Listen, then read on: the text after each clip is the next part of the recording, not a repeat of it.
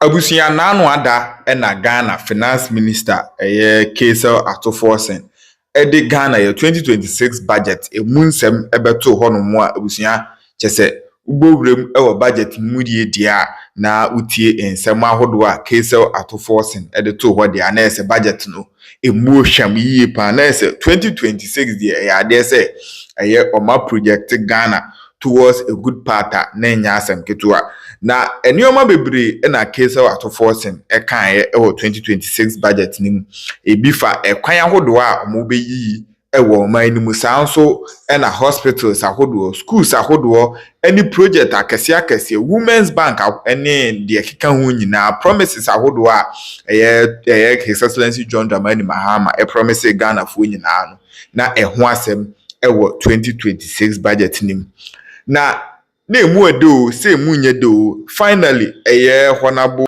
Kojo Opon Kroma aba abonten aba be kyerɛkyerɛ budget nim ama sesei de punch holes anase holes ahodo a na ewo budget nim nyina no Kojo Opon Kroma aba be punch ni nyina enya asem ketewa na according to Kojo Opon Kroma no kyerɛmu a saa 24-hour economy a His Excellency John Dramani Mahama promise say adwuma baako enipa miensa 3 shift na say anopa wia numere baako kwa anopa baako kwa wia na baako kwa numere a His Excellency John Dramani Mahama promise no ensem bi a efa ho no Kojo Opon Kroma edi ni nyina no aba beto abonten enye no nko a yenyira yenim say after say His Excellency John Dramani Mahama ebetena Ghana akunya so de enyina nim say dollar ene ho nsensem de atiaba fom yi pa ama Ghana fo nyina no ebo na baso na mprempi no eteba bedru 10 point something a endi be say 1 month mpo na asan so ama ne hono mene so na epeja ko nanimu a enya asem ketua ama last month ya he nyina ehu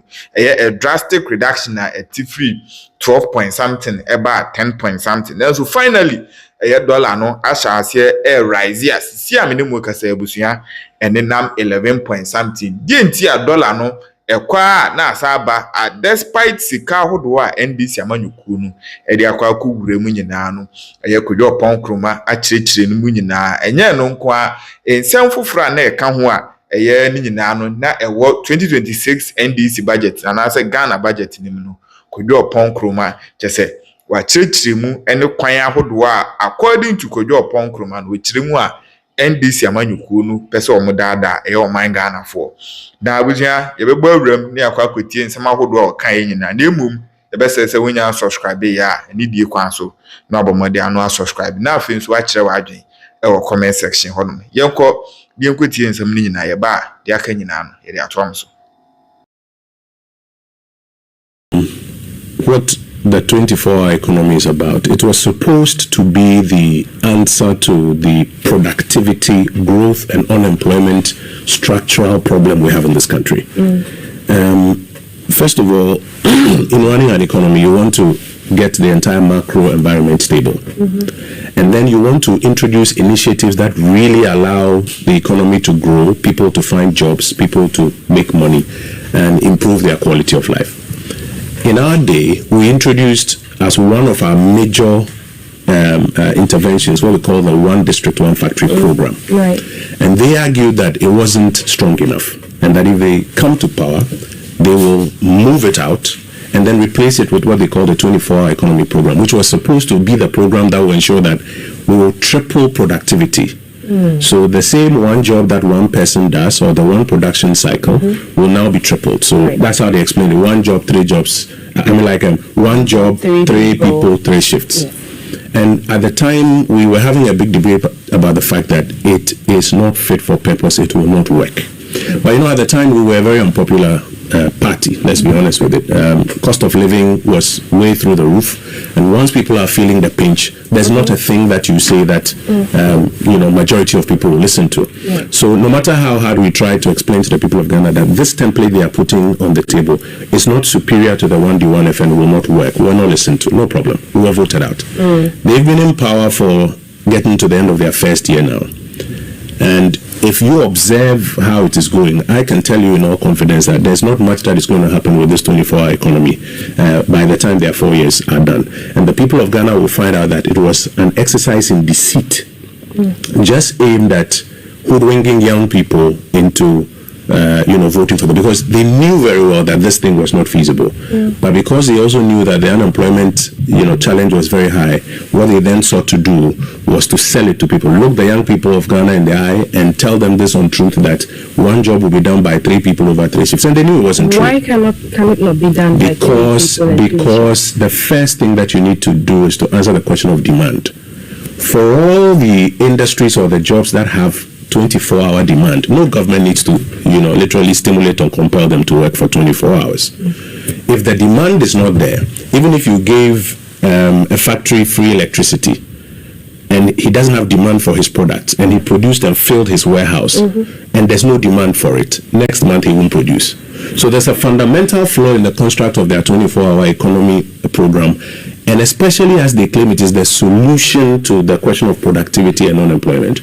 Remember that the One District, One Factory program, according to the NDPC annual progress report, it delivered 150 factories over the 8-year period. That's an average of, I think, about 18 or so a year. So in this 2025 that they have cancelled the 1D, 1F program, those about 18 factories that would have established, and the jobs that young people would have found in them, that's the opportunity cost of the cancellation. Right. You would imagine, therefore, that they will replace it with something that would do better than that. Zero. They have 4 years in government, and you think that they cannot we have already lost year one. Let us even assume without admitting that this 24-hour economy program will yield something. It would have made more sense to at least keep 1D, 1F while you are now ramping up your 24, so that you don't have zero in your year one, right, hoping that you use 3 years to do better than those 150. And if you look at the document that they have published, and even the amount of investment that is required to make it a reality, and the fact that they don't even have the funding for it, they've not done the feasibility studies for it, I'm telling you that it's not going anywhere. But that is just one of the many economic promises that they made, which, if you pay attention to the details, we find out it's not going to yield much. And you talk about them promising over 800,000 jobs, yes, and 490,000 or so already that are there. And the road sector, the amount has been allocated to ensuring the big push works. You do not think that this labor force, which you attribute to the road sector, and that's going to be manual labor, it's not going to be the kind of jobs that they presume they promised. In the end, the 24-hour economy will not work there. Roads are constructed all As for the 24-hour economy, I tell you that go to bed. Look at, and in this country, we have this habit of just listening to what people are saying, but we don't examine the actual data. I heard one of my colleagues from the NDC a few minutes ago saying that in 8 years, the MPP never built one hospital. And during the break, I was telling him that he should come to Achiase and come and look at the newly constructed Achiase District Hospital, built and completed and opened and functioning. And there are many examples we can give. He goes on to say Agenda 101, 8 years, MPP couldn't finish one. He forgets that even as at 2021, we were now about to start Agenda 101. So it wasn't an 8-year matter. But this is what they do. They spew out these narratives, and the facts don't back them. So let me take you into this budget. They claim that this budget is the budget that will create growth, jobs, and economic transformation. Right. So you look at where they are investing. And this is what we should be measuring at the end of 2026 to find out if where they put their investment generated growth, jobs, and economic transformation. Right. But even what they've put on the table, if you take their Agri for Economic Transformation agenda, which is divided between what they call Feed Ghana and then Koko Nkiti, and then you take their industrial program, and then you take their capital expenditure program, look at what is happening.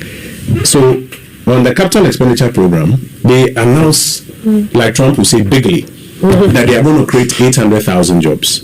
When you go into it, they are claiming that 500,000, nearly 500,000 of those jobs are literally going to be laborers working on short-term construction jobs. These are jobs still. No problem. But just step out there and ask the young people of this country whether this is what they promised and this is what they are expecting as the answer. Okay, what would you say if people liken it to NACO? That was also a job, that policy that the external government promised, and people said that it did not, materialize into what was expected. NAPCO was supposed to help train people for a 3-year period to transition them into the public service. A good number of them got transitioned into the public service. But NAPCO did not solve the unemployment problem of this country. And if NAPCO had worked as efficiently as we thought it should have, and if NAPCO was the answer to the unemployment problem, the young people will not be angry that they didn't get jobs. So assuming without admitting that the NPP did NAPCO and it didn't even yield any effort, does that justify that the NDC comes to power and seeks to literally repeat that same thing? The answer for me respectfully is no. Okay. Now, if you look at even the big push that they are claiming is supposed to be this thing that will transform jobs, I can tell you on authority that they are beginning to cook the data on the big push. It's in the budget. Cook the data. They are fabricating data. When did they launch the big push? On the 16th of September. If you go into the appendices in the budget, and we in the mighty minority spend a lot of time going through the details. If you go into the appendices in the budget, Appendix 2C, for example, we will find that they are cooking the books on the big push. If you look at, I don't know if your producers can find it and project it, but if you look at the data, they said they were going to spend 21 billion Ghana cedis on domestic financed infrastructure or capital expenditure, out of and then an extra 13 billion on the big push. Okay. Now that's 21. The argument essentially was that they were going to spend 7 billion on the old contractors, nothing on big push on the old contractors. That was the original budget. Okay. Then they were going to spend 13 on the big push, 13 billion on the big push. Right. Now, between quarter 1 and quarter 3, they have programmed that they'll spend 9 billion on the big push. They claim they have spent 10 billion as at the end of September. Okay. They launched Big Push on the 16th of September. How could you have paid between 16th of September and the end of Q3 10 billion Ghana cedis? What they were doing was that they were paying old contractors, but fabricating that they were paying for Big Push.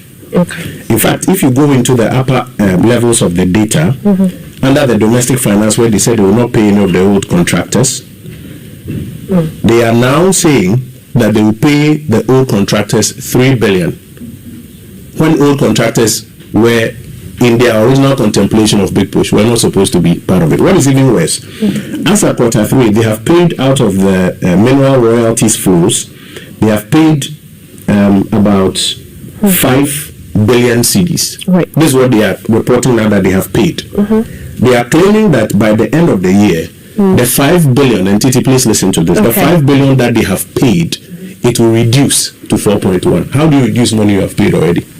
Right. They are cooking the books even on the big push. And the fundamental issue that this government is having is similar to an issue that we had in 2017, where you remove some of the taxes, believing that it will increase revenue, and then you can fulfill your promises. And the reality is that after you remove those taxes, the data will show you that the revenue has actually dropped. In fact, I came to you with a copy of ESES. Yes, because you have made the point that the revenues that they said that about 6 of them that they had removed, the taxes, the emissions, the COVID, the 1.5 withholding gold exports, the e-levy, that's nothing to shoring up revenue and building a bulletproof economy. But that's nothing. Again, if you go back to the numbers that they themselves presented, Appendix 2B, you will find that at the time we were leaving power, the non-tax revenue as a percentage of GDP was 16.2%. Okay. Today, after they removed the taxes that they advertised or removed, and remember they said they won't introduce new taxes. Yeah. They've introduced 8 new taxes. Where are they? I'll go through it with you. Okay. But after introducing 8 new taxes and removing those 6 well, not all those 6 were even being collected. Emissions and the rest were not being collected. After removing those taxes, non-oil tax to GDP ratio. In fact, the non-tax revenue is now dropped to 11% of GDP. We've lost about 5% of GDP. Today's GDP is 1 trillion cedis. If you multiply that, that's about 50 billion Ghana cedis, which they've lost. That is why they don't have the money to spend. But they cover it with the propaganda that, oh, it's fiscal discipline, it's fiscal discipline. Remember that non-quad habit. You can't spend what you don't have. When they start to spend, that's when you feel that they'll be hit with. It's not that when you start to spend, that's when you will feel the shortfalls. You can't spend what you don't have. Okay. If you're forced to spend, what you may have to do is that you may have to borrow, which became part of our problem. What did they say is their way of raising revenue to, take place of the ones that they have abolished? So aside from the extra levy. You will recall that at the beginning of the year, when the finance minister advertised that he was going to reduce or remove those taxes, and that he was going to move tax to GDP ratio from 13% to 18%. I was the one who seconded it on the floor of Parliament that if he's able to do that, we'll support him. I'm showing you data right now that it is actually dropping, and that they are not able to mobilize the resources they need to be able to even fulfill their obligations. That's why all the promises that they've made, by the time you hear they say they've launched it, when you say they should bring the program documents to Parliament. Yes, you have talked about not having the policy documents in Parliament to scrutinize it. Because, you see, it is those policy documents that will then help us to follow the details, what are the KPIs, and then all of us can see. This is a copy of ESE's publication on the impact of our removal of the taxes. Right. 2016, 19.4%. When we removed those taxes, thinking that we were going to get more revenue, we called it the nuisance taxes. Right. It dropped to as low as about 15% of GDP. After the pandemic, we had to then try and introduce some new taxes to try and take it back up. That's how come we go back up to 16.2% of GDP. Right. And now that they came in and they came with these measures, they've already dropped to about 11.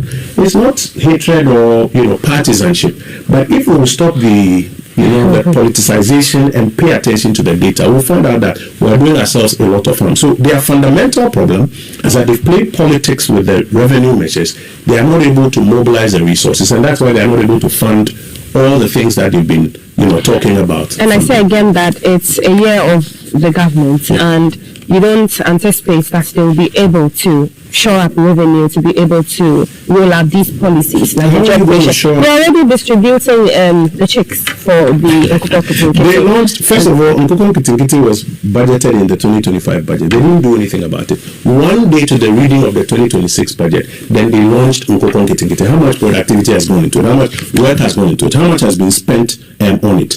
But what you need are credible revenue measures, which will then yield the resources you are looking for so that you can spend. I keep telling you, this government does so much propaganda with the data. If you don't look into it, you will believe them. For example, you recall they told the people of Ghana that we didn't leave them any buffers. We left them 11 billion Ghana cedis. The controller and accountant